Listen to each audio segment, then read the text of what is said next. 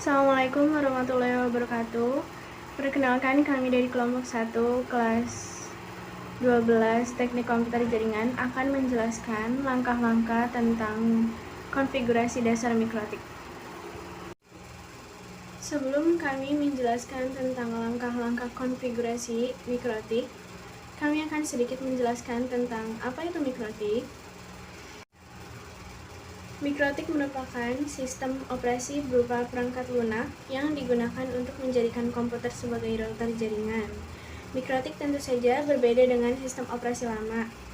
Bedanya adalah dengan kelebihan fitur wirelessnya sistem operasi lama, maka dari itu tak heran jika mikrotik disebut dengan salah satu sistem operasi yang paling sederhana. Mikrotik juga berbeda dengan router.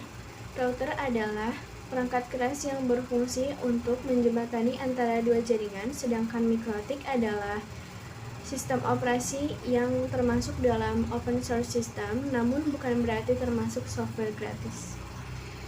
Kali ini kami akan menjelaskan cara mengkonfigurasi mikrotik ke jaringan internet.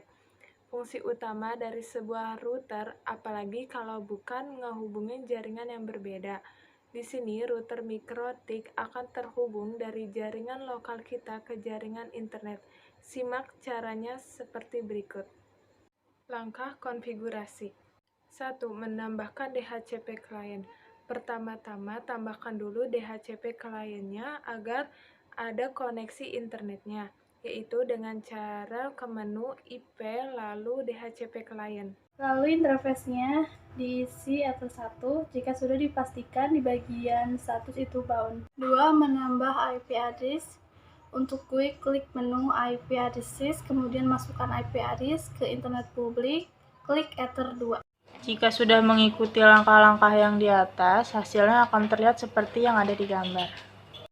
Selanjutnya itu konfigurasi DNS. DNS sendiri kepanjangan dari Domain Name Server, yaitu berfungsi untuk pemetaan alamat IP menjadi nama atau sebaliknya. Nah, untuk mengkonfigurasi DNS di mikrotik ini caranya cukup mudah. Kita hanya perlu menambahkan DNS server dan alamat IP. Kita juga bisa menggunakan DNS dari ISP atau DNS dari Google, yaitu 8.8.8.8 atau 8.8.4.4. Langkah selanjutnya, langkah yang ketiga, yaitu kita harus melakukan konfigurasi DNS. Untuk mode GUI, kita harus klik menu IP, kemudian DNS, lalu centang bagian Allow Remote Request. Lakukan seperti di gambar ya. Kemudian jika sudah, sekarang coba tes ping ke Google dari router. Jika konfigurasinya benar, maka hasilnya pasti sudah bisa ping ke google.com. Contoh jika berhasil seperti di gambar. Nah, maka tampilan pingnya akan seperti itu gitu. Mari kita lakukan langkah selanjutnya, yaitu langkah yang keempat adalah DHCP server. DHCP server yaitu untuk memberikan alamat IP secara otomatis. Untuk GUI-nya bisa ke IP, lalu pilih DHCP server, kemudian pilih lagi DHCP setup, kemudian pilih interface yang terhubung ke PC atau laptop. Selanjutnya, dalam langkah-langkah mengkonfigurasi mikrotik itu sangat penting dan harus dilakukan terlebih dahulu mengkonfigurasi NAT atau NAT ya biasa kita sebutnya. Nah, NAT ini atau NAT ini berfungsi untuk menerjemahkan atau menyamarkan alamat IP lokal kita menjadi alamat IP publik buat kita gitu. Jika kita tidak translate ke IP publik, maka website akan susah merespons permintaan karena banyaknya alamat IP lokal yang sama gitu.